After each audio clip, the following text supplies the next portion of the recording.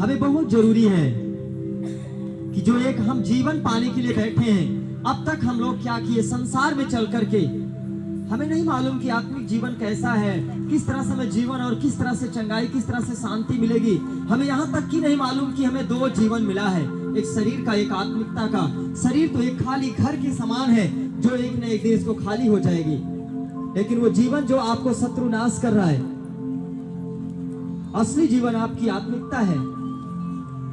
Hallelujah. क्या हमारा जीवन जानवर की नाई है? क्या हमारा जीवन जानवर के अस्तित्व जैसा है? नहीं है। जानवर जो होते हैं उनका अस्तित्व धरती तक है, उसके बाद वो मिट जाएंगे, लेकिन मैं आपको बताना चाहता हूं आपका जीवन मिटेगा नहीं। हर एक व्यक्ति जिसे बोलते उसकी आत्मा अम्र होती है, वो मरता नहीं है, आत्मा कभी नष्ट नहीं होती, क्योंकि आत्मा अम्र है, अमर है। वो बोले यीशु मसीह की आत्मा किसी की नहीं नष्ट होती। मनुष्य के अंदर केवल परमेश्वर ने लिखा है, जब परमेश्वर ने आदम को बनाया, जिसका आदम का मतलब आदमी होता है, पहला मनुष्य वहीं पे बनाया गया, तब परमेश्वर ने अपने आत्मा उसके अंदर फूंका था। प्रभु ने अपनी आत्मा उस आदम के अंदर फूंक दिया और वो जीवित प्राणी बन गया। आज वही परमेश्वर का आत्मा आपके अंदर है। तो जो चीजें परमेश्वर की आत्मा के अनुसार, जिसके अंदर परमेश्वर का आत्मा है, तो आत्मा कभी मरता नहीं है, वो सदैव जीवित रहता है। लेकिन आज हम अपने शरीर के कामों के द्वारा, जो शरीर के कामों के द्वारा हमें नहीं करना चाहिए, हम इस शरीर के कर्मों के द्वारा अपने आप को पाप में लेकर गिराकर अपने आप को हम नष्ट कर चुके हैं। और एक शत्रु जो पाप होता है, उस पाप को हमने किया जो शैतान चाहता था।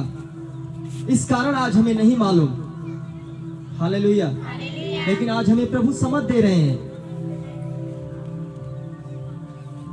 देखेंगे पहला कुरिन्थियों 9 अध्याय का 26-24 वचन, 26 से 26 वचन से देखेंगे। 9:26। हालेलुया। यहाँ पे देखें 24 वचन से। मसीही गॉड जी, हालेलुया। वचन मिल गया सबको? शुक्रिया प्रभु, धन्यवाद पिता। Thank you Lord. क्या तुम नहीं जानते कि दौड़ में तो दौड़ते सब ही हैं, यस, परंतु इनाम एक ही ले जाता है।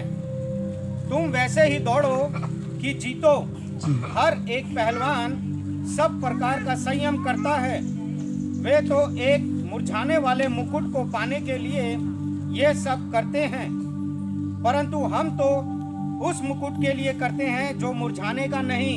Yes Lord. इसलिए मैं तो इसी रीति से दौड़ता हूँ, परंतु लक्ष्यहीन नहीं।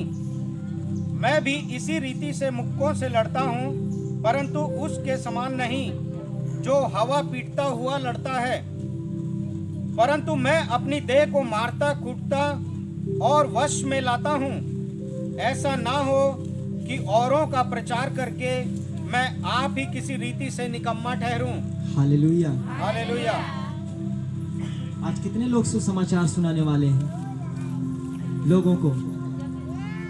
तो सबसे पहले हमें और आपको ही बदल जाना है आज। यस। बोलो यीशु मसीह की जय। क्या तुम नहीं जानते कि दौड़ में तो दौड़ते सभी हैं, परंतु इनाम एक ही ले जाता है। तुम वैसे दौड़ो कि जीतो। हमारी दौड़ ऐसी हो प्रभु के संग, एक आत्मिक दौड़ की बातें हो रही है, ताकि तुम जीतो। हर एक पहलवान सब प्रकार का संयम करता है। वह तो एक मुरझाने वाले मुकुट को पाने के लिए यह सब करते हैं। क्या पाने के लिए? मुरझाने वाले मुकुट को पाने के लिए इतना बड़ा संयम करता है, इतना बड़ा परिश्रम करता है। परंतु हम तो उस मुकुट के लिए करते हैं जो मुरझाने का नहीं। आमीन बोलो। आमीन। हम उस मुकुट के लिए दौड़ रहे हैं जो कभी मुरझाएगा नहीं। हालेलुया। मुकुट, परमेश्वर का मुकुट दर्शाता है कि एक सिंहासन, एक राजा का पदवी, परमेश्वर के पुत्र की पहचान है मुकुट। आमीन। आज वो मुकुट जो इस दौड़ को दौड़ करके सफलता को प्राप्त करेगा, उसको मुकुट का इनाम दिया जाएगा। हालेलुया। और वही पिता का पुत्र बनकर उसके राज्य में चलेंगे। बोले यीशु मसीह की। इसलिए मैं तो इसी रीत से दौड़ता हूं कि दौड़ता हूं परंतु लक्ष्यहीन नहीं। मैं भी इसी रीत से मुक्कों से लड़ता हूं परंतु उसके समान नहीं जो हवा पीटता हुआ लड़ता है। हवा पीटने का मतलब जिसका कोई लक्ष्य नहीं। बोलो यीशु मसीह की। जो हवा पीटता लड़ता है, आता तो है प्रभु के राज्य में, लेकिन उसका कोई लक्ष्य नहीं है।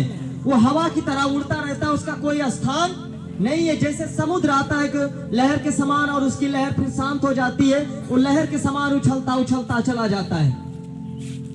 क्या आपकी दौड़ ऐसी है? आपके दौड़ में एक लक्ष्य होना चाहिए। दूसरे से बोलो, आपके दौड़ में एक लक्ष्य होना चाहिए। बोलो, आप ऐसा दौड़ो कि जीतो। क्या आप लक्ष्य रखते हैं? क्या आप प्रभु से प्रेम करते हैं? आप उस अनंत जीवन को खोजो जो प्रभु आपको कह रहे हैं। आमीन। ताली बजा के प्रभु का स्वागत करें। हालेलुया।